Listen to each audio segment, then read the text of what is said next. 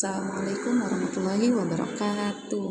Perkenalkan, saya Dewi Duroto Nafisa dari Prodi Pendidikan Biologi semester 4. Di sini saya akan mempresentasikan tentang konsep penyajian data, yang mana di dalamnya itu ada pengertian penyajian data, tujuan penyajian data, jenis-jenis penyajian data, prinsip penyajian data, dan juga manfaat dalam penelitian dan kehidupannya sehari-hari.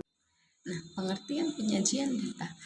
Penyajian data adalah proses menampilkan data dalam bentuk yang mudah dipahami.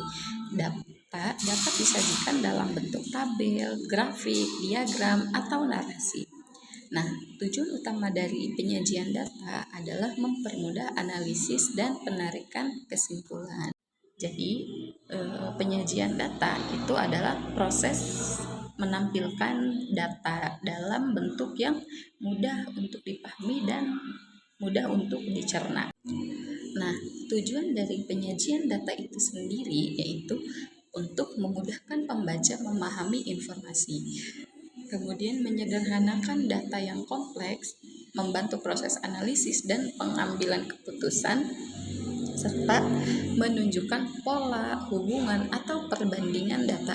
Jadi pada intinya penyajian data itu agar memudahkan pembaca dalam memahami informasi.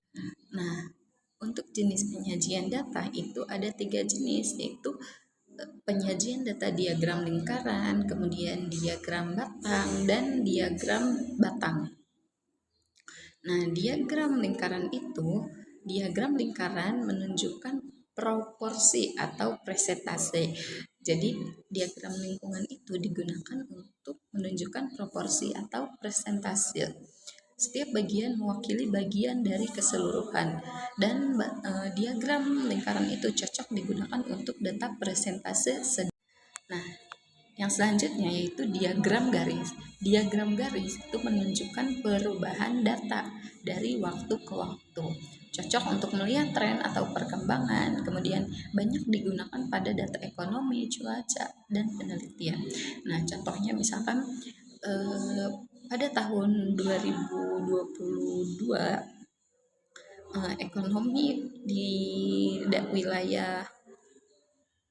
wilayah Jabodetabek itu naik pada angka 25%, dan pada tahun 2023 menurun pada angka 20%.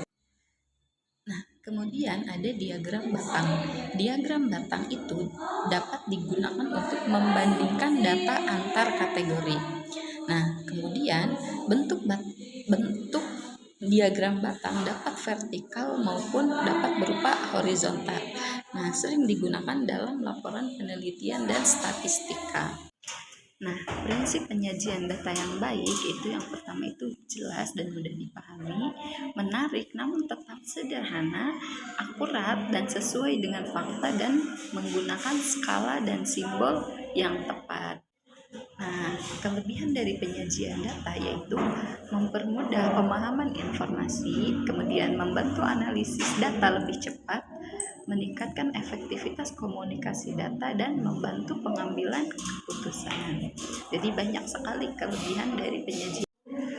Adapun kekurangan dari penyajian data yaitu kesalahan penyajian itu dapat menimbulkan salah tafsir atau salah persepsi.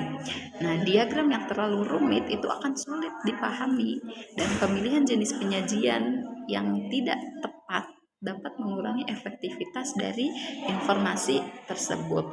Nah, atau dapat mengurangi efektivitas dari informasi tersebut. Nah, contoh penyajian data dalam kehidupan yaitu pertama, data nilai siswa dalam bentuk tabel, kemudian grafik perkembangan penjualan, diagram lingkaran hasil survei, dan infografis dari data penduduk. Nah, kesimpulannya yaitu penyajian data merupakan cara menampilkan data agar mudah dipahami. Penyajian data dapat dilakukan melalui tabel, grafik, diagram, dan juga narasi. Dan penyajian data yang baik membantu analisis dan pengambilan keputusan. Mungkin hanya itu yang dapat saya jelaskan, kurang dan lebihnya mohon maaf. Wassalamualaikum warahmatullahi wabarakatuh.